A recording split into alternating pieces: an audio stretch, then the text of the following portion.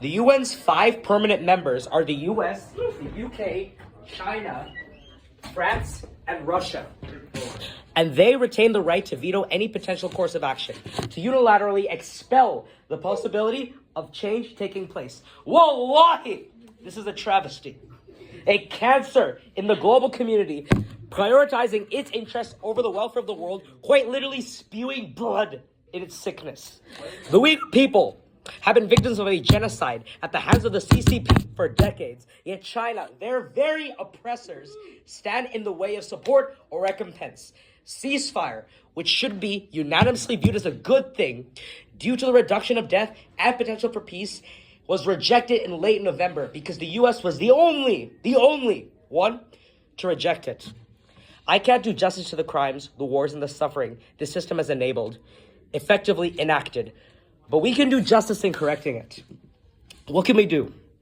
We can join or support campaigns advocating for UN reform, such as ones by Amnesty. We can pressure local representatives through protests to make ourselves heard.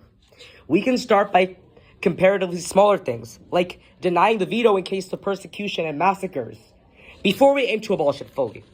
Yani, the UN already has a General Assembly, distinct from the Security Council, where this veto system resides, in which every member state has a vote and none has veto power. We could gradually pressure them to lean towards this council instead.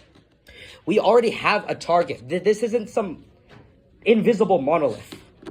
We can utilize social media to gain and spread awareness, to amplify and circulate our voices, encourage similar actions from others, and build the momentum needed to push for reform.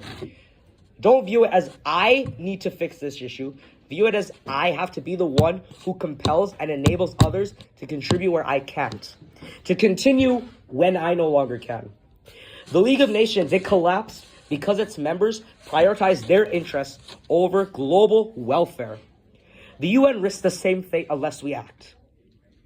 This injustice appears daunting, but these resources and opportunities we take for granted give us far more influence than our ancestors would have expected to have.